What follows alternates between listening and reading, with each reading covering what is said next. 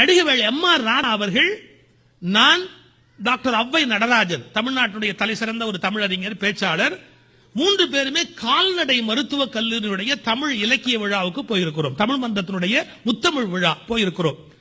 சென்னையிலே அரசு கல்லூரி கால்நடை மருத்துவக் கல்லூரி இருக்கிறது. அதுல 3வது மாடியிலே கலையரங்கம். அந்த 3வது மாடி கலையரங்கத்துக்கு எம்.ஆர். ராதா அவர்களை படியிலே அழைத்துக் கொண்டு வருகிறார்கள். எம்.ஆர். ராதா வயது முதுமையினால் கஷ்டப்படுகிறார்.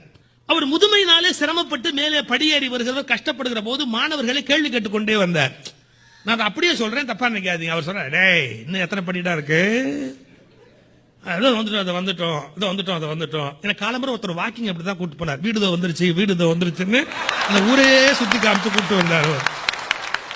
அது மாதிரி எம்.ஆர். ராதாவை ஒருத்தர் அதே மாதிரி கூட்டிட்டு போனார். எப்படி மாடி வந்துருச்சு, 3 மாடி. அப்படியே மூச்சு இறக்கிது எம்.ஆர். ராதாவுக்கு. அப்படியே மூச்சு உள்ளே வெளியிலும் உள்ள இறக்கிது அவருக்கு. ஒரு மாதிரி மூச்சு விட்டு மேடைக்கு வந்து உட்கார்ந்தார். நான் காலேஜ் ஸ்டூடெண்ட், அப்ப படிக்கிறேன். ஆனா தமிழ் மன்றத்தில் பேச போயிருக்கேன். ஔவை நடராஜன் 3 பேர் மேடையில் போய் உட்காரும். எங்க யாரையுமே பேசுறதுக்கு மாணவர்கள் அனுமதிக்கவே இல்லை. நடிகவேள் பேசு கத்துறான், நடிகவேள் பேசு. உடனே ஔவை நடராஜன், அண்ணா பேசிருங்க அண்ணா. மூச்சே வரல, பேச்சு எப்படிறா வரும்? எம்.ஆர். ராதா மூச்சே வரல, பேச்சு எப்படிறா வரும்? நடராஜன் நீங்க பேசுங்க, நடராஜன் நீங்க பேசு.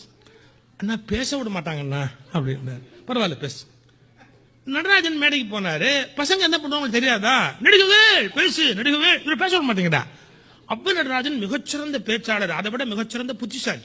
அவர் சொன்னார், நண்பர்களே, அடுத்து நடிகவேள் பேசுவார் என்பதை அறிவிப்பதற்குத்தான் வந்தேன். அப்படியே டக்குன்னு அப்படி ஒதுங்கிட்டார். அவருக்கு மூச்சு முட்டுது. அப்படியே மேடைக்கு வந்தார் எம்.ஆர். ராதா. ஏய் நீ எல்லாம் படிச்சவனடா? மாணவர்களை பார்த்து கேட்கிற, நீ எல்லாம் படிச்சவனடா? வயசான கிழவனை 3 மாடிக்கு ஏத்தி இட்டுன்னு வரைய, நீ எல்லாம் படிச்சவனடா? முடியலன்னு சொல்றேன். அதுக்கப்புறமா வான்னு மேல கொண்டாந்து உட்காத்தி வச்ச உடனே பேசுங்கிற, உனக்கு அறிவு இருக்கடா? அடுத்த வார்த்தை ரொம்ப டாப்பா சொன்னார், நீ எல்லாம் மாட்டுக்கு வைத்தியமாக்க போறியா? அட மனுஷன்னா முடியலன்னு சொல்றேன், என்னையே அந்த பாடுபடுத்துறிய, மாடு ஒண்ணு சொல்லாதடா, அதுதான் நீ வைத்தியம் பண்ண போறியா? என்ன பாடுபடுத்துங்க? அடுத்த வார்த்தை சொன்னார், நடராஜ படிச்சவன். ஆனா எம்.ஆர். ராதா ஒரிஜினாலிட்டி. நடராஜா என்ன படிச்சிருக்க? அவர் சொன்னார், எம்.ஏ. PhD என்னமோ படிச்சிருக்கான். அவர் எம்.ஏ. PhD வரல திருப்பி சொல்றதுக்கு, என்னமோ படிச்சிருக்கிறார். அவன் படிச்சவன்டா, அவன் டாக்டர் நடராஜன். அவன் பேச்ச நீ படிக்கிறவன் கேட்க மாட்டேங்கிற, படிச்சவன் கேட்க மாட்டேங்கிற, நாடு உருப்பிட மாட்டேன் சொல்லிட்டு அடுத்த வார்த்தை சொன்னார், நான் நடிகன்கிறதுக்காக எனக்கு என் பேச்ச கேட்கிறேன். நடிகன் பேச்ச கேட்டா நாடு உருப்பிட மாட்டேன். என்ன திங்கிங் சார்? ஒரு நடிகன் பேச்ச கேட்டா நாடு உருப்பிட மாட்டேன். பல நாங்க மேக்கப் போடுறோம், லைட்ல நிக்கிறோம், எங்களை பார்த்தா பெரிய மனுஷன் மாதிரி உனக்கு தெரியுது. இல்ல நடிகன் பேச்ச கேட்டா நாடு படிச்சவன் கேட்க மாட்டேங்கிறேடா. நான் படிக்காத முண்டம், நான் சொல்றேன், நான் படிக்காத முண்டம் என் பேச்ச கேட்கறீங்க, நீ எல்லாம் நாடு உருப்பிட மாட்டேன். பின்னிட்டார் மனுஷன். ஆனா ஒரிஜினல் திங்கர் அவர். கடைசியா ஒரு வார்த்தை சொன்னார், இந்த ஆனாவனா படிக்கிறான், அது ஆனாவனா எவனோ கண்டுபிடிச்சான். ஆனாவனா கண்டுபிடிச்சான் பாரு, அவன் ஆனாவனா படிக்கல.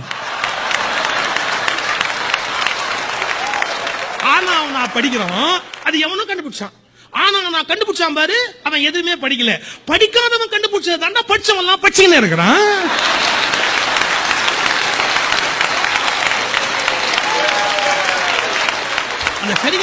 மாமா நீ என்ன ஒரு பாட்டு பாடுவா, அது மாதிரி ஒரு நடிப்பு பார்க்க முடியுமா உலகத்துல? மிகப்பெரிய நடிகர். ஆனா அந்த நடிகன்கிறத தாண்டி ஒரு ஒரிஜினல் திங்கிங் என்ன, படிக்காதவன் கண்டுபிடிச்சது தாண்டா படிச்சவன் படிச்சுன்னு இருக்கிறான்னா ஒரிஜினல் திங்கர். அவர் நடிகன்கிற முறையில் தர வேண்டிய மரியாதை வேற, சிந்தனையாளன் அறிவாளி என்ற முறையில் தர வேண்டிய மரியாதை வேற. தமிழர்கள் அளவுக்கு மீறி திரைப்படத்துக்கு முக்கியத்துவம் கொடுக்கிறார். நான் சொல்லுகிற வார்த்தை தவறாகவோ வருத்தமாகவோ இருந்தால் தயவு செய்து மறுபரிசீலனை செய்யுங்கள். பெண்கள் நடிகைகளைப் போல் உடை உடுத்துவது என்பது நல்ல பழக்கம் அல்ல. பெண்கள் நடிகைகளைப் போல் உடை உடுத்துவது என்பது நல்ல பழக்கம் அல்ல. அது நாகரிகத்தின் வீழ்ச்சி என்பதை புரிந்து கொள்ளுங்கள். அவர்கள் பிறரை மயக்குவதற்கு உடை அணிகிறார்கள், நீங்கள் பிறர் மதிப்பதற்கு உடை அணிகிறீர்கள். இந்த வேறுபாட்டை புரிந்து கொள்ளுங்கள். நமக்கு ஒரு பொறுப்பு இருக்கிறது. ரசிப்பது அவசியம், ஆனால் எதை ரசிப்பது, எந்த அளவு ரசிப்பது, எந்த அளவு பின்பற்றுவது, எந்த இடத்தில் தொலைவில் ரசித்து விட்டு நின்று விடுவது என்பதை புரிந்து கொள்ள வேண்டும்.